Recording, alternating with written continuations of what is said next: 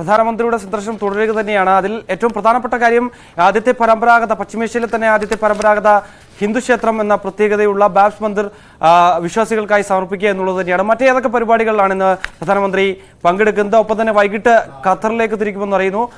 അവിടെ ഏതൊക്കെ പരിപാടികളിലേക്കാണ് അദ്ദേഹം പങ്കെടുക്കുക? ഇന്ന് ഈ പ്രധാനമായും ഈ വേൾഡ് ഗവൺമെൻറ് സമ്മിറ്റിലായിരിക്കും പ്രധാനമന്ത്രി പങ്കെടുക്കുക. അതിനുശേഷമായിരിക്കും ഈ ക്ഷേത്രത്തിൻ്റെ ഉദ്ഘാടനത്തിന് അദ്ദേഹം എത്തുക. തുടർന്നായിരിക്കും ഖത്തറിലേക്ക് പ്രധാനമന്ത്രി തിരിക്കുക. ഖത്തർ അമീറുമായി പ്രധാനമന്ത്രി കൂടിക്കാഴ്ച നടത്തും. ഇന്ത്യയെ സംബന്ധിച്ചിടത്തോളം ഇന്ത്യ ഖത്തർ ബന്ധം എക്കാലത്തെക്കാളും ശക്തമായി നിലനിൽക്കുന്ന ഒരു സാഹചര്യമാണ് നിലവിൽ ഉള്ളത്. ഖത്തറിലേക്ക് ഇത് രണ്ടാമത്തെ തവണയാണ് പ്രധാനമന്ത്രി അങ്ങോട്ടേക്ക് യാത്ര തിരിക്കുന്നത്. ഇത് നേരത്തെ തന്നെ നമുക്കറിയാം, അവിടെ ഈ മുൻ നാവിക ഉദ്യോഗസ്ഥരുടെ കേസുമായി ബന്ധപ്പെട്ട ചർച്ചകൾ പ്രധാനമന്ത്രി നടത്തിയിരുന്നു.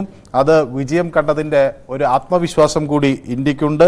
7 പേരെ അവിടെ നിന്ന് പൂർണ്ണമായും മോചിപ്പിക്കാൻ ഭാരത സർക്കാരിന് കഴിഞ്ഞു എന്നതും, അതും വധശിക്ഷയ്ക്ക് വിധിക്കപ്പെട്ട ആളുകളെ മോചിപ്പിക്കാൻ കഴിഞ്ഞു എന്നത് ഇന്ത്യയെ സംബന്ധിച്ചിടത്തോളം വലിയ ഒരു നേട്ടമാണ്.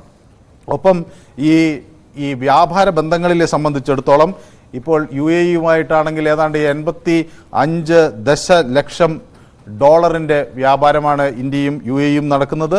അതേപോലെ ഖത്തറാകട്ടെ 20 ദശലക്ഷം ഡോളറിൻ്റെ വ്യാപാരം ആണ്. അത് 85 ബില്യൺ. ഖത്തറുമായാണെങ്കിൽ 20 ബില്യൺ ഡോളറിൻ്റെ വ്യാപാരമാണ് നടക്കുന്നത്. അപ്പോൾ അത്രയും ഭീമമായ ഒരു വ്യാവസായിക പൊട്ടൻഷ്യലാണ് ഇന്ത്യ തുറന്നു വയ്ക്കുന്നത്. നേരത്തെ നമുക്കറിയാം, ഈ ഇന്ത്യ മിഡിൽ ഈസ്റ്റ് എക്കണോമിക് കോറിഡോറിനെ സംബന്ധിച്ചുള്ള ചർച്ചകൾ G20-യിൽ നടന്നിരുന്നു.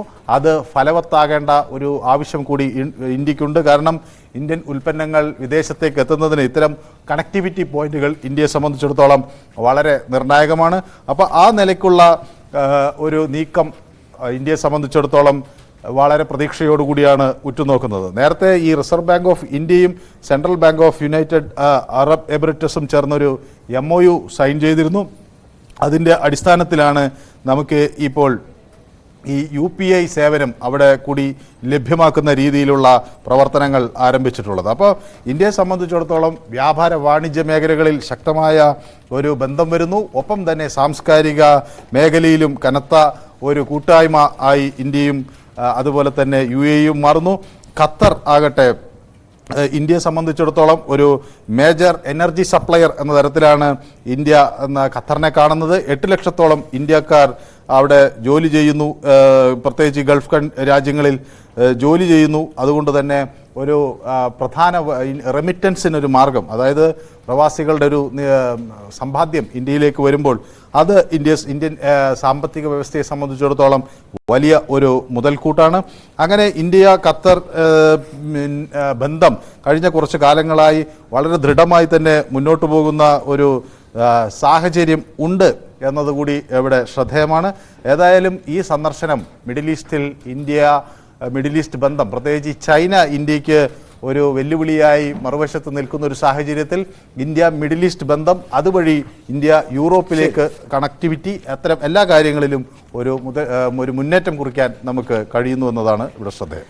ശരി, പ്രധാനമന്ത്രി നരേന്ദ്രമോദിയുടെ UAE സന്ദർശനം തുടരുകയാണ്. ബാബ്സ് മന്ദിരത്തിന്റെ ഉദ്ഘാടനം ആണ് ഇന്നത്തെ പ്രധാനപ്പെട്ട പരിപാടി. എന്തായാലും ഇന്ന് വൈകിട്ടേക്ക് അദ്ദേഹം ഖത്തറിലേക്ക് തിരിക്കുകയും ചെയ്യും.